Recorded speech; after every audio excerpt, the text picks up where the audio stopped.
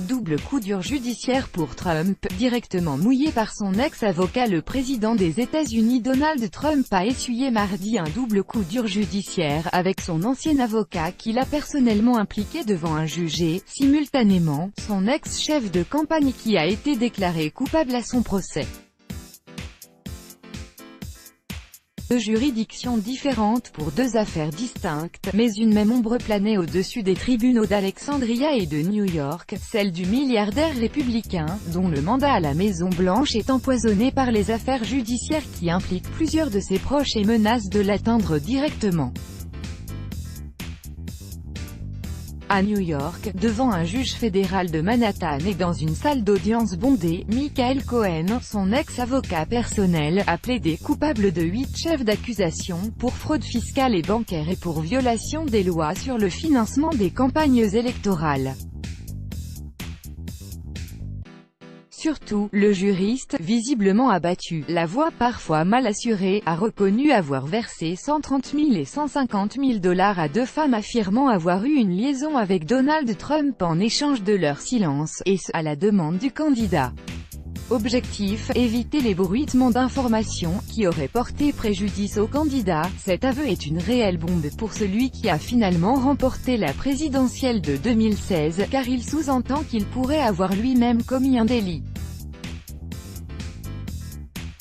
Si les versements à l'actrice porno Stormy Daniels et à Karen McDougal, une ex-playmate du magazine Playboy, qui affirment toutes deux avoir eu une liaison avec Donald Trump au milieu des années 2000, étaient connus, le locataire de la Maison-Blanche a jusqu'ici nié tout acte contraire à la loi dans ces affaires.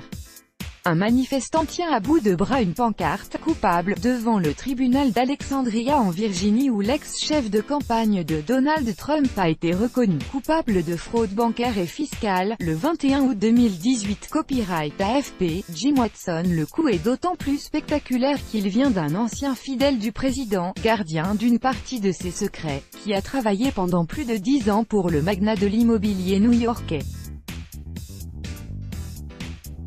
Parfois surnommé le « pitbull » de Donald Trump, celui qui s'était dit un temps prêt à prendre une balle pour son puissant client a finalement décidé de le lâcher. Chasse aux sorcières, Michael Cohen s'est résolu à dire la vérité au sujet de Donald Trump, et a donc témoigné sous serment que le président américain lui avait demandé de commettre un crime, a expliqué dans un communiqué son avocat Lanny Davis. Si ces versements constituent un crime pour Michael Cohen, pourquoi ne constituerait-il pas un crime pour Donald Trump, a-t-il demandé. Les chefs d'inculpation retenus contre Michael Cohen, bientôt 52 ans, sont passibles de peines cumulées pouvant atteindre 65 ans de prison. La peine, probablement allégée après son plaidé coupable, sera prononcée le 12 décembre. Ce sont des accusations très graves, qui reflètent un mode de fonctionnement fait de mensonges et de malhonnêteté, sur une longue période, a déclaré le procureur fédéral de Manhattan Robert Khuzami à la sortie du tribunal. Paul Manafort, copyright AFP, John SAEKI. Quasiment au même moment, dans un parallélisme judiciaire saisissant, le tribunal d'Alexandria, près de Washington, a reconnu Paul Manafort, un ancien directeur de campagne de Donald Trump, coupable de fraude bancaire et fiscale. Le jury n'a prononcé qu'un verdict partiel, ne parvenant pas à s'accorder sur 10 des 18 chefs d'accusation pesant contre l'ancien sulfureux lobbyiste. Mais cette décision est symbolique, car il s'agissait du premier procès émanant de l'enquête russe, cette tentaculaire investigation conduite par le procureur spécial Robert Mueller sur l'ingérence de la Russie dans la présidentielle de 2016 et sur des soupçons de collusion entre l'équipe de campagne de Donald Trump et le Kremlin de Vladimir Poutine. Je me sens très triste, a réagi le président américain en marge d'un déplacement en Virginie occidentale, au sujet de Paul Manafort, un homme bien.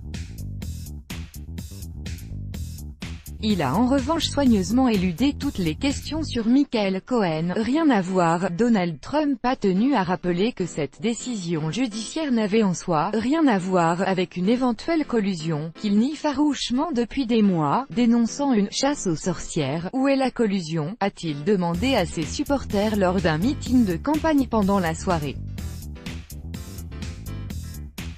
Il cherche toujours une collusion. Où est la collusion? Trouver de la collusion. À Alexandria, Paul Manafort, 69 ans, est resté silencieux à l'énoncé du verdict. Le lobbyiste est déçu, et évalue toutes ses options, a déclaré son avocat Kevin Donning. Il encourt une peine maximale de 80 années de prison.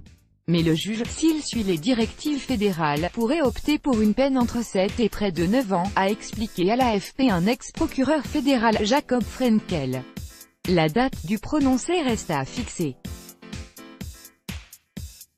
Après 2 semaines de débats très suivis aux États-Unis, l'issue de l'audience représente néanmoins une victoire, bien qu'incomplète, pour le procureur spécial Robert Mueller, et affaiblit là aussi la position du président.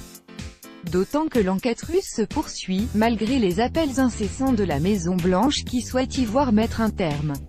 Tout droit de reproduction et de représentation réservé, copyright 2018, Agence France Presse.